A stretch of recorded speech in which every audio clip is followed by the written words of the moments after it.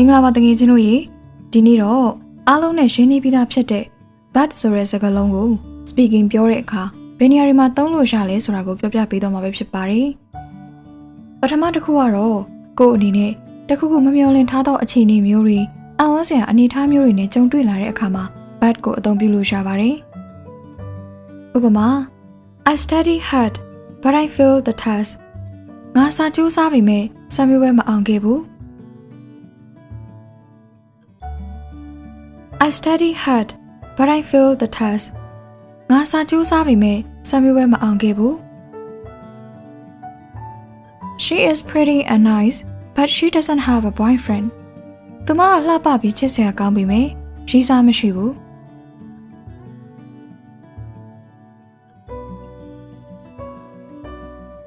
She is pretty and nice, but she doesn't have a boyfriend. သူမကလှပပြီးချစ်စရာကောင်းပေမဲ့ရီးစားမရှိဘူးShe loves cooking, but she hates eating. သူမကချက်ပြုတ်ရတာဝါသနာပါပေမဲ့စားတောက်ရတာကိုမုန်းတယ်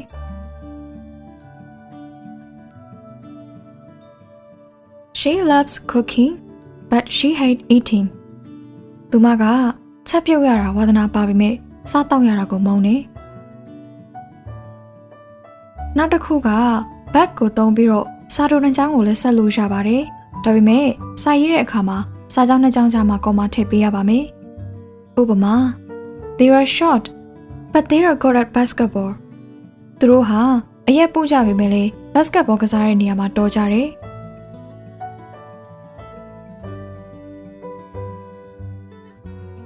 ဥပမာ They are short but they are good at basketball သူတို့ဟာအရက်ပူကြပေမဲ့လည်း basketball ကစားတဲ့နေရာမှာတော်ကြတယ်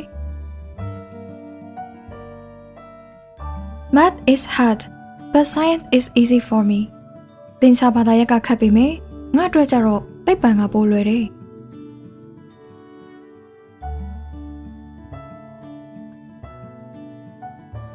Math is hard, but science is easy for me. သင်္ချာဘာသာရပ်ကခက်ပေမဲ့ငါ့အတွက်ကျတော့သိပ္ပံကပိုလွယ်တယ်။ Pizza is delicious, but carrots are disgusting. ပီဇာကအရသာအရန်ရှိပေမဲ့မုံလာဥတွေကတော့စားမကောင်းဘူး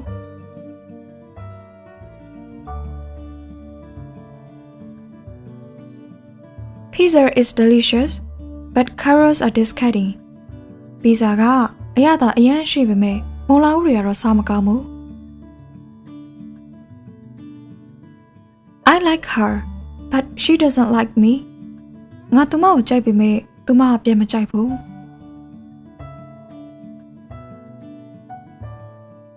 I like her, but she doesn't like me. ငါသူမကိုကြိုက်ပေမဲ့သူမကပြန်မကြိုက်ဘူး The hotel is old and dirty, but it is still expensive. ဒီဟိုတယ်ကဟောင်းနှွမ်းပြီးတော့ကြာမြင့်နေပေမဲ့ဈေးကြီးစေပဲ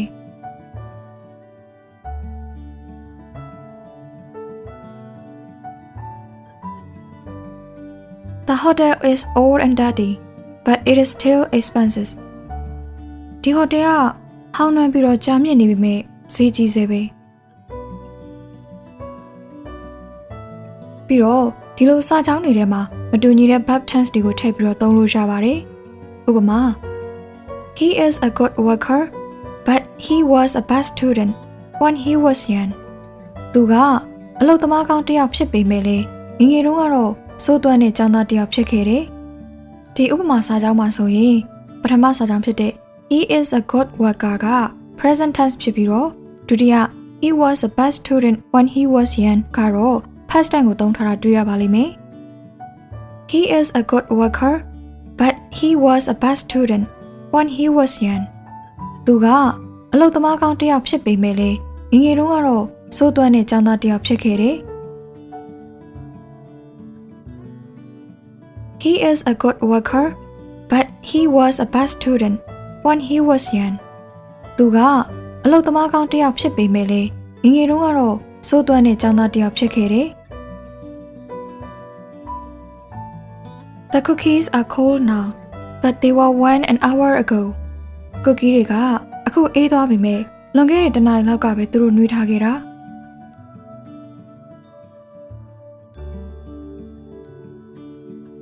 The cookies are cold now,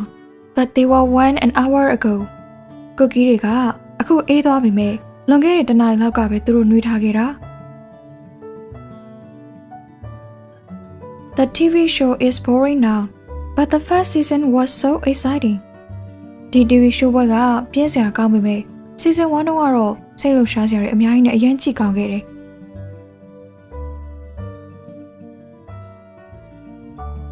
The TV show is boring now, but the first season was so exciting. ဒီ TV show ကပြည့်စရာကောင်းပေမဲ့ season 1တော့ကတော့စိတ်လှုပ်ရှားစရာတွေအများကြီးနဲ့အရင်ကြည့်ကောင်းခဲ့တယ် I exercise today, but I will not exercise tomorrow. ငါဒီနေ့လေ့ကျင့်ခန်းလုပ်ပေမဲ့မနေ့ပြန်လုပ်ဖို့တော့မသေးကြဘူး I exercise today, but I will not exercise tomorrow. ငါဒီနေ့လေ့ကျင့်ခန်းလုပ်ပေမဲ့မနေ့ပြန်လုပ်ဖို့တော့မသေးကြဘူး I didn't go on vacation this year, but I am going to go next year. ငါယခုနှစ်မှာခရီးမထွက်ဖြစ်ပေမဲ့နောက်နှစ်တော့ထွက်ဖြစ်မှာပါ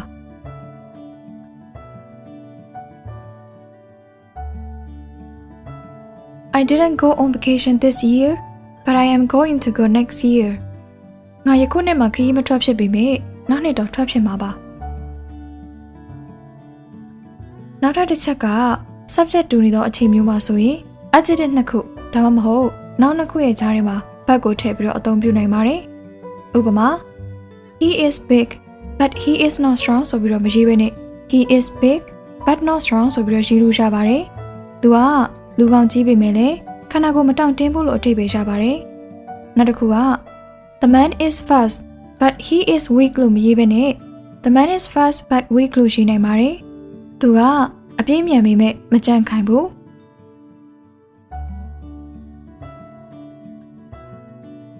The man is fast, but he is weak လို့မရေးဘဲနဲ့ The man is fast, but weak လို့ရေးနိုင်ပါတယ်သူကအပြင်းမြန်ပေမဲ့မကြံ့ခိုင်ဘူးနောက်တစ်ခုကကို့အနေနဲ့အရင်ရင်ကြီးကြီးပြောစရာမလိုတဲ့အခါမျိုးတွေမှာလည်း but ကိုသုံးနိုင်ပါတယ်ဥပမာ Would you like to go on a date with me? နင်ကနဲ့အတူ date လုပ်ချင်လား I would like to, but I have a boyfriend. ငါလုပ်ချင်ပေမဲ့လည်းငါမှာကောင်လေးရှိတယ်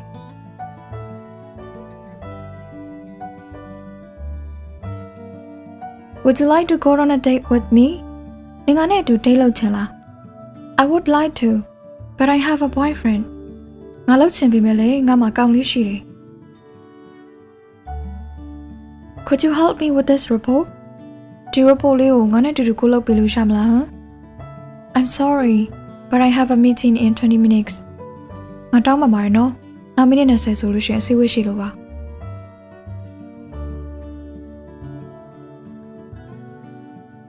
Could you help me with this report? ဒီ report လေးကိုငါနဲ့အတူတူကိုလုပ်ပေးလို့ရမလားဟမ် I'm sorry, but I have a meeting in 20 minutes. ငါတောင်းပန်ပါတယ်နော်နောက်မိနစ်20ဆိုလို့ရှိရင်အစည်းအဝေးရှိလို့ပါ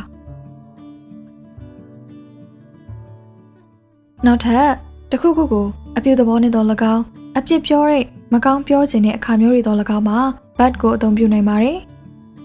ဥပမာ It looked pretty good, but I think we can improve the introduction. ဒါလေးကအရန်ကောင်းနေဒါပေမဲ့လေငါတို့ introduction အစပိုင်းကိုပို့ပြီးတော့ကောင်းအောင်လုပ်ကြရမယ် I agree. ငါသဘောတူတယ်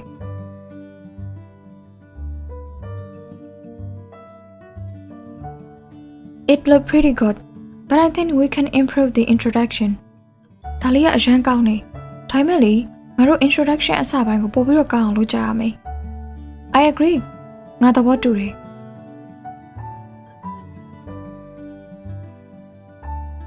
How does this dress look? ဒီဝတ်စုံလေးဘယ်လိုနေလဲ I like the color, but I don't think it is a good time for you. အရောင်လေးကတော့တိတ်မဆိုးပေမဲ့နင်းနဲ့တိတ်လိုက်မဲ့ပုံတော့မပေါ်ဘူး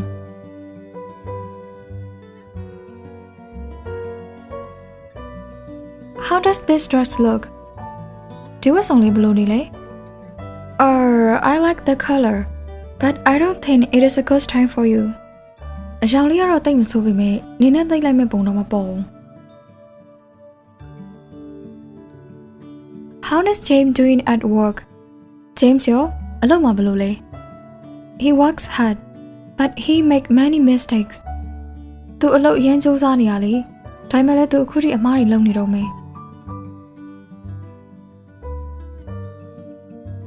How is James doing at work? James ရောအလုပ်မှာဘယ်လိုလဲ He works hard, but he make many mistakes. သူအလုပ်အရမ်းကြိုးစားနေရလေဒါပေမဲ့လည်းသူအခုထိအမှားတွေလုပ်နေတော့မယ် နောက်ထပ် bad ကိုကောင်းကျိုးနဲ့ဆိုးကျိုးနှိုင်းယှဉ်ပြတဲ့နေရာတွေမှာလည်းအသုံးပြုနိုင်ပါတယ်ဥပမာ This apartment is in a great neighborhood, but I think it is too expensive for us. ဒီတက်ခန်းရဲ့အနီးပတ်ဝန်းကျင်ကကောင်းပေမဲ့ငါတို့အတွက်ဈေးကြီးလွန်းနေ I really like it, but I think you're right. ငါတကယ်ကြိုက်တာဒါပေမဲ့နင်ပြောတာမှန်ပါတယ်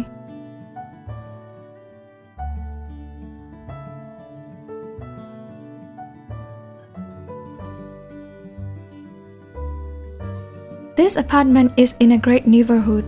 but I think it is too expensive for us. ဒီတက်ခန်းရဲ့အနီးပတ်ဝန်းကျင်ကကောင်းပေမဲ့ငါတို့အတွက်ဈေးကြီးလွန်းနေ I really like it, but I think you're right. ငါတကယ်ကြိုက်တာ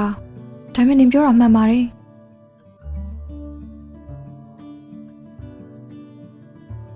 This car is the fastest and coolest, but it is not very safe. ဒီကားအမြန်ဆုံးနဲ့အကောင်းဆုံးကားပါဒါပေမဲ့အရင် safe မဖြစ်ဘူး It is a beautiful car, but since safety is the most important thing for me, I think I need to look a different kind of car. အရင်လှတဲ့ကားလေးနော်ဒါပေမဲ့လုံခြုံရေးအရေးကြီးဆုံးပါလေအခြားကားမျိုးစားကိုပဲယူလိုက်ပါတော့မယ်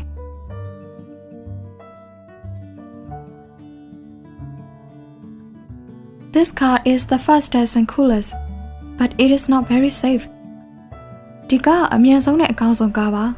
ဒါပေမဲ့အရင် safe မဖြစ်ဘူး It is a beautiful car, but since safety is the most important thing for me, I think I need to look a different kind of car. အရင်လှတဲ့ကားလေးနော်ဒါပေမဲ့လုံခြုံရေးအရေးကြီးဆုံးပါလေအခြားကားမျိုးစားကိုပဲယူလိုက်ပါတော့မယ် That company offer a high salary and incredible benefits, but the employees have to work very long hours and it can be quite stressful. အဲ့ဒီကုမ္ပဏီကလစာအရင်ကောင်းပြီးတော့အခြားခံစား권တွေလည်းများတယ်။ဒါပေမဲ့ဝန်ထမ်းတွေကတော့အချိန်ကြာကြီးအလုပ်လုပ်ရပြီးတော့စိတ်ဖိစီးမှုလည်းများဖို့မယ်နော်။ No job is perfect. They offer a high salary for a reason. You just need to decide what you want. ဘယ်အလုပ်မှတော့ပြည့်စုံနေမရှိပါဘူး။သူတို့လစာကောင်းကောင်းပေးတယ်ဆိုတာလည်းအကြောင်းတစ်ခုခုရှိမှာပေါ့။မင်းကဘာလို့ချင်တာလဲဆိုတဲ့အရာတစ်ခုကိုပဲစဉ်းစားပြီးတော့ဆုံးဖြတ်ပါ။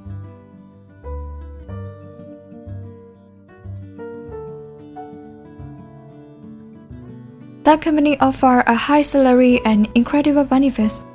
but the employees have to work very long hours and it can be quite stressful. အဲ့ဒီကုမ္ပဏီကလစာအရင်ကောင်းပြီးတော့အခြားခံစား권တွေလည်းများတယ်။ဒါပေမဲ့ဝန်ထမ်းတွေကတော့အချိန်ကြာကြီးအလုပ်လုပ်ရပြီးတော့စိတ်ဖိစီးမှုလည်းများဖို့မယ်နော်။ No job is perfect. They offer a high salary for a reason. You just need to decide what you want. ဘယ်အလုပ်မှတော့ပြည့်စုံနေမရှိပါဘူး။သူတို့လစာကောင်းကောင်းပေးတယ်ဆိုတာလည်းအကြောင်းတစ်ခုခုရှိမှာပေါ့မင်းကဘာလို့ချင်တာလဲဆိုတဲ့အရာတစ်ခုကိုပဲစဉ်းစားပြီးတော့ဆုံးဖြတ်ပါ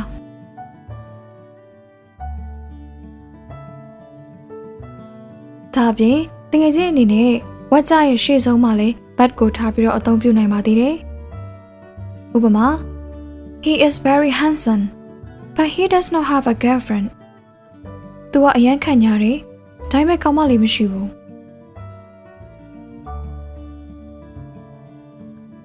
He is very handsome, but he does not have a girlfriend. သူကအရန်ခံညာတယ်ဒါပေမဲ့ကောင်မလေးမရှိဘူး I like avocados and they are healthy, but they are too expensive where I live. ငါထောပတ်တီကိုအရန်ကြိုက်တာသူတို့ကကျမ်းမာရေးအတွက်ကောင်းတယ်နော်ဒါပေမဲ့ငါနေတဲ့နားမှာတော့အရန်စေးကြီးရပဲ